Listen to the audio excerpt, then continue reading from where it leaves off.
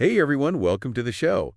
Have you ever felt like, I don't know, like you're in this loop of pushing for success, but secretly battling something you just can't shake? Mm, It's like that one thing you keep going back to, even though you know it's holding you back. yeah. It's a struggle so many high achievers face. And, today we're diving deep into addiction and recovery with Grace Yourself, Okay. a powerful self-help memoir by Janssen. Sounds good. Yeah. If you're intrigued by, the psychology of breaking free from harmful habits, this one is for you. Definitely. Make sure to like and subscribe so you don't miss out on future deep dives. We'll have a link to the book on Amazon in the description below. Great. One of the things that's so fascinating about this book is that it goes, beyond just willpower. It dives into the why behind addictive behavior, especially for driven personalities always striving for more. You hit the nail on the head there. One of the things Janssen tackles head on is that label alcoholic. Mm-hmm. And instead of shying away from it, she reclaims it, using it as this tool for understanding and connecting with others who share, similar experiences. That's interesting because, that word can carry so much baggage. So how does she go about reclaiming it? She dives into the historical context of the term and how it's often been used to shame and stigmatize people.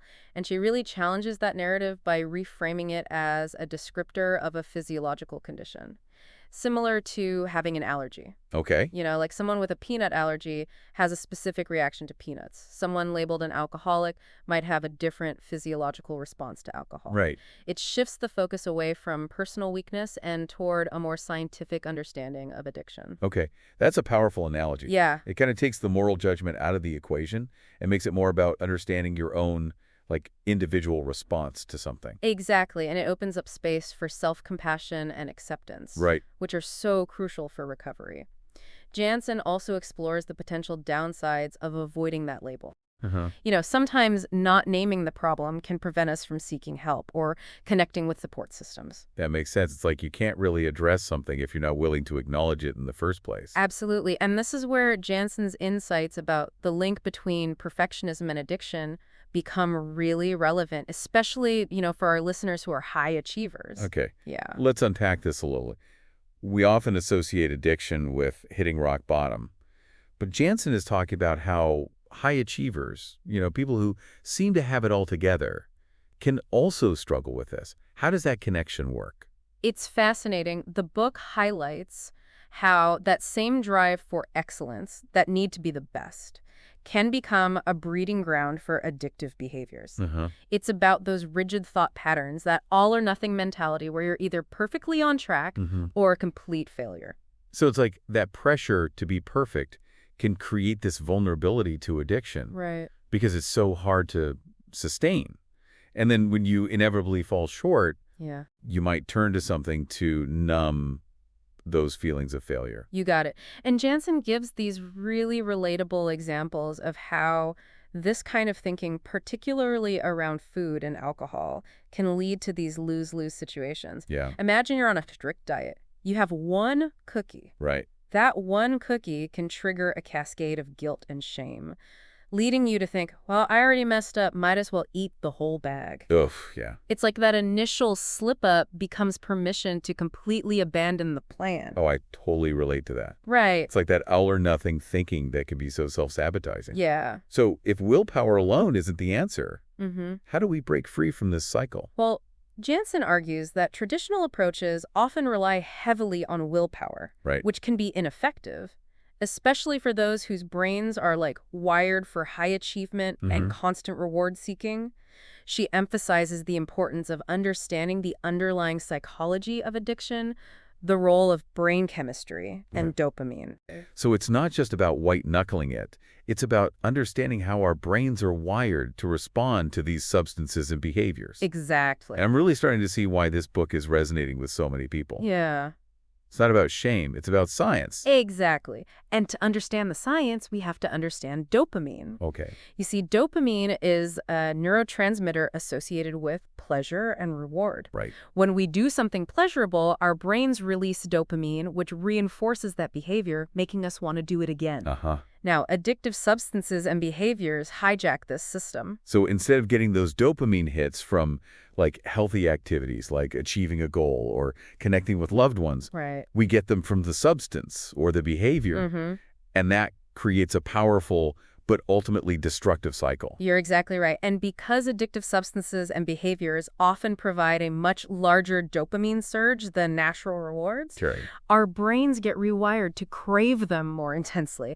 This is where the concept of a dopamine fast comes in. Okay, I've heard this term thrown around a lot lately. Yeah. Can you break down what a dopamine fast actually entails? Sure, it's not about completely depriving yourself of all pleasure. Okay. Instead, it's a strategic and temporary break from those activities and substances that trigger those intense dopamine spikes. Mm-hmm. Think of it as giving your brain a chance to reset and recalibrate Okay. so it can start to appreciate those natural, healthier sources of pleasure again. So it's like hitting the pause button of those things that have been hijacking your reward system and allowing your brain to become more sensitive to those everyday joys that might have gotten lost in the shuffle. Precisely. And Janssen talks about how this can be a powerful tool for lasting change, Right. especially when combined with therapy, support groups, and other forms of treatment. But here's where things get even more interesting. Janssen also shares her personal experience with what she calls the mind trap of moderation. Okay. She actually experimented with mindful drinking, hoping to find a way to, enjoy alcohol without letting it control her life. Wait, so she actually tried to moderate her drinking after struggling with alcohol addiction. She did. She did. What happened? Well, she went into it with an open mind, a willingness to try a different approach. She even called it her drinking curious experiment, and she documented the entire process. However, it ultimately backfired. Wow, that's unexpected. So what does this tell us about the idea of moderation, especially for someone who's struggled with addiction? Well, Janssen's experience challenges this notion that moderation is a viable option for everyone. Okay. And this ties back to the analogy of alcohol as an allergy. Right. If you have a severe peanut allergy, you wouldn't try to mindfully eat a peanut butter sandwich, right? Right. You'd avoid it completely because, the consequences could be severe.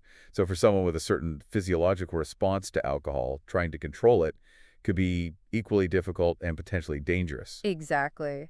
And she points out that addiction is often a progressive condition, Okay. meaning picking it up again after a period of sobriety can be even more dangerous. Wow. Your brain is already primed to fall back into those old patterns, and your tolerance might be lower, making it easier to slip back into problematic behaviors. This is reminding me of that part in the book where Janssen describes an amusement park ride that she absolutely hates. Oh, yeah. Yeah. That one that drops straight down. She talks about how she clenches the grab bars, shuts her eyes, and just endures it Yeah. while everyone else is having a blast. That's such a good analogy. It highlights that feeling of discomfort and lack of control that can come with trying to moderate something that you know isn't good for you. Exactly. It's like, why put yourself through that if you know it's going to be an awful experience? Like forcing yourself onto that ride over and over again, even though you know it's not going to be enjoyable. Right.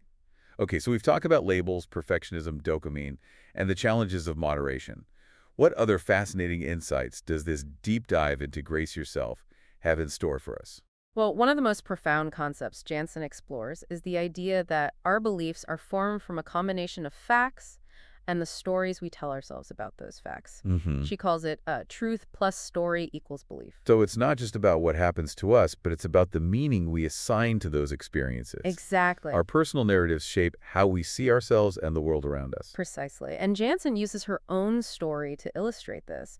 She talks about how her addiction led her to believe she was a monster, which fueled her shame and kept her trapped in this cycle of self-destruction. Wow. It wasn't just the fact that she was struggling with alcohol. Right. It was the story she created around that struggle, the negative self-beliefs that held her back. It's like the facts of her situation were intertwined with this deeply negative narrative Yes. that became her reality. So how do you begin to challenge these stories and create more empowering beliefs? Well, that's where the real work begins, and it's a process of self-discovery and reframing. It's about questioning those limiting beliefs, digging deeper into the root causes, and consciously choosing to create a new narrative that is more aligned with our values and aspirations. This is where I really start to see the connection to grace. Mm-hmm. It's not about beating yourself up for past mistakes or feeling trapped by labels. It's about understanding the psychology of addiction, challenging those negative stories, and finding a path to freedom. You're getting it. And that leads us to the final key point we'll be exploring today, the importance of finding your why for sobriety. Okay, Why do you want to be free from this addiction? right. What is your personal motivation that goes beyond just doing what's right? This seems crucial because if you're just trying to be good or avoid punishment, that motivation might not be strong enough to sustain you when things get tough. Exactly. You need something deeper, Yeah. something that resonates with your core values. Absolutely. And Janssen emphasizes how a clear, personal why can fuel your commitment and help you navigate those inevitable temptations.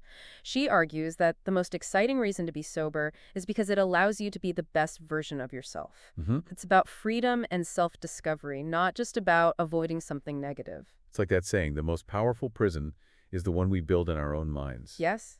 True freedom comes from within. Yes. So how did Janssen's journey unfold after she started to understand her why? What did that path to freedom look like for her? Well, her story is one of resilience, self-discovery, and ultimately grace. It's a journey that takes unexpected twists and turns, filled with both setbacks and triumphs. And that's what we'll be diving into in the next part of our deep dive into Grace Yourself. I can't wait to hear more about her journey and how she ultimately found her way to lasting freedom. It's clearly there's a lot more to unpack here, and I'm sure our listeners are eager to hear the rest of the story. Me too. We've only just scratched the surface of the wisdom and insights that Grace Yourself has to offer. Awesome. Well, we'll see everyone in part 2. Sounds good. So we left off talking about the importance of finding your why for sobriety. Right, that deep down reason that keeps you motivated even when things get tough. And in the book, Janssen describes this period of her life as like her second childhood. Hmm. It's fascinating how she frames it, like she's rediscovering joy and passion for things she might have taken for granted before. That's such a beautiful image. It's like she's shedding those layers of addiction and rediscovering that authentic self Yeah, that was always there, waiting to be, like, unearthed. exactly. And one of the most striking transformations she describes is this shift from being self-absorbed to becoming more others-focused. So how does that play out in her life? What does that shift look like in a practical sense? She talks about how sobriety allowed her to become a better listener, a more present wife and mother. She was able to show up for the people she loved in a way she couldn't before when her addiction was, clouding her judgment and consuming her energy. It's like that fog has lifted, and she's able to truly connect with the people around her and build those deeper, more meaningful relationships. You nailed it.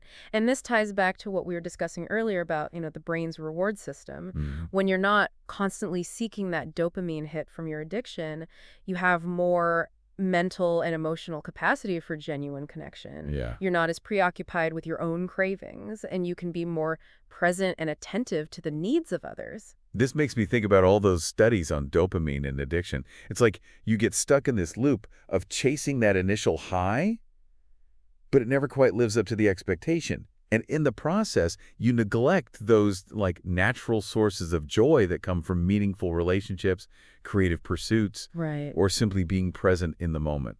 It's such a powerful illusion. And Janssen talks about how, over time, your brain actually starts craving the anticipation of the hit, Wow. even more than the hit itself. So you're not even enjoying the thing anymore. Right. You're just chasing the memory of how you thought it would make you feel. Exactly. That's so insightful. And that's where the concept of a dopamine fast comes in. It's about giving your brain a chance to reset those reward pathways and rediscover those natural sources of pleasure.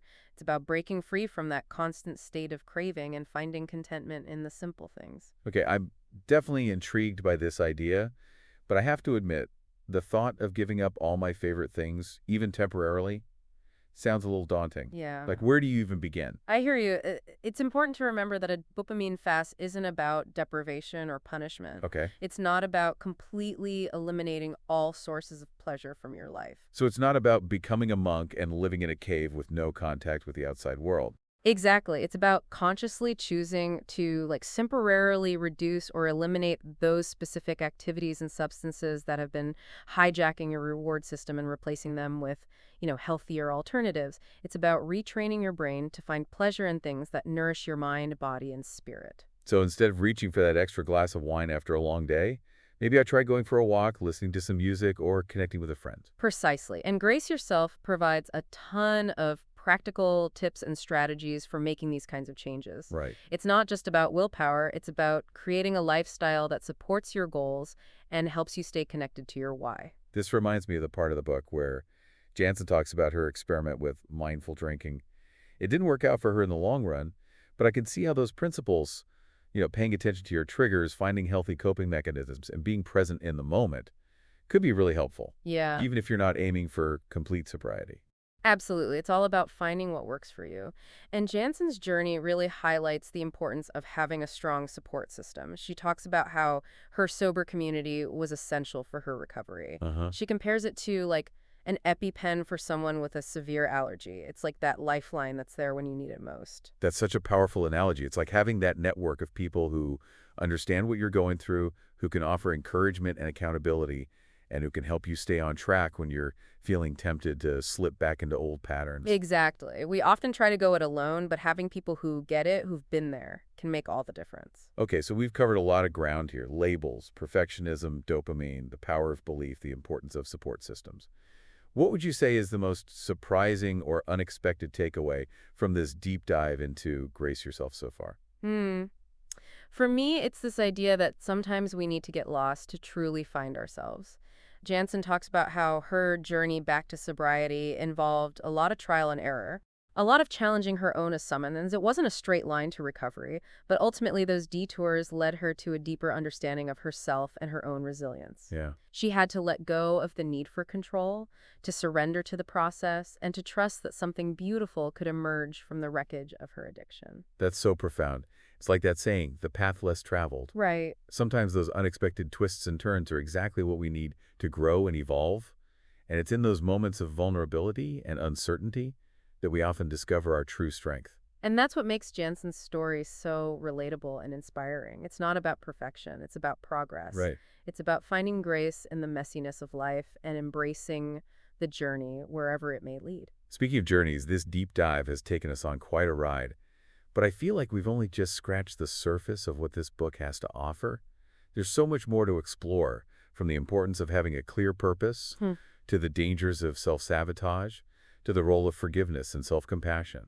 You're right, and I think our listeners are in for some real moments as we continue to unpack Janssen's insights in the final part of our deep dive into Grace Yourself. I'm excited to see where this conversation takes us. I have a feeling we're going to uncover some real gems of wisdom that our listeners can apply to their own lives. Me too. Stay tuned. You know, it feels like Grace Yourself really challenges how we think about addiction. Yeah, It's not just about the substance or the behavior. right. It's about like the underlying psychology and the stories we tell ourselves. It really is. And what's so fascinating is how Janssen connects this to like the bigger picture. Mm-hmm. She talks about how these same patterns, perfectionism, the need for control, the fear of failure, show up in other areas of our lives too. Yeah, that's so true. Like that need to be perfect can seep into everything. It does. Our relationships, our careers, even our hobbies. Mm-hmm. We're always striving for something that's just out of reach. Right. And it can be so exhausting. It really can. And Janssen talks about how this relentless pursuit of like the ideal Yeah. can actually lead to self-sabotage. Mm-hmm. We get so caught up in the shoulds and the musts that we end up standing in our own way. It's like we're setting ourselves up for disappointment before we even begin. Yeah. You know, we create these impossible high standards and then beat ourselves up when we inevitably fall short. It's true. And the book offers some really practical advice for, breaking free from these patterns. Okay? One of the concepts that really resonated with me is this idea of choosing your hard. Okay. I'm intrigued. What does that mean exactly? Is it like choosing between two difficult options? It's about recognizing that there's always going to be some level of discomfort or challenge in life, Mm-hmm. but we have a choice. Okay. We can choose the hard that comes with, growth and change, Right. or we can choose the hard that comes with staying stuck in our comfort zones. So it's like, yeah, it's hard to face my fears and insecurities and do the work of personal growth. Yeah. But it's even harder to stay trapped in those patterns of self-sabotage and keep reliving those same painful experiences over and over. You got it. And Janssen emphasizes that it's not about being perfect. It's about making progress Right. one day at a time. One day at a time. It's about choosing the path of growth, even when it's uncomfortable, because, it will ultimately lead you to a more fulfilling and authentic life. And that's where I think that idea of grace comes in again. Yeah. It's about, giving ourselves permission to mess up, Yeah. to learn, to grow. It's It's about that. celebrating those small victories and being kind to ourselves along the way. Absolutely. And one of the things Janssen does so beautifully in this book is model that grace.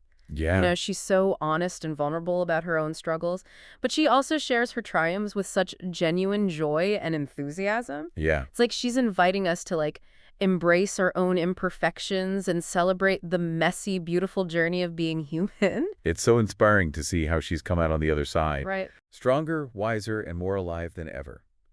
It gives me hope that no matter what challenges we're facing, we have the power to choose a different path, Mm. to rewrite our stories, and to create a life that feels aligned with our true selves. And that's the message I hope our listeners take away from this deep dive. Yeah, It's never too late to start over, to find your path to freedom, and to embrace that transformative power of grace. well said. As we wrap up this episode, what's one final nugget of wisdom you'd like to share with our listeners? Something that really stuck with you from Grace yourself? I think it goes back to something Janssen says early in the book. The most exciting reason to be sober is because it's the best way to be you. Mm-hmm. It's not about deprivation or punishment. It's about rediscovering who you are at your core and living a life that's aligned with your values and your purpose. That's such a powerful message. And it's a beautiful reminder that grace isn't just about forgiving ourselves for our past mistakes. Yeah, It's about embracing our full potential and living our lives with, intention and joy. beautifully put. So if you're ready to embark on your own journey of self-discovery and freedom, I highly recommend checking out Grace Yourself by Chris Janssen. We'll have a link to the book in the show notes. And if you've been touched by Janssen's story, or if you have your own insights to share about addiction and recovery, we'd love to hear from you. Leave a comment below and let's keep the conversation going. And that's a wrap for today's deep dive into Grace Yourself. Thanks for joining us on this journey of exploration. What was your favorite ha moment from the book? Let us know in the comments, and don't forget to subscribe and share this episode with anyone who might find it helpful. Until next time, keep diving deep.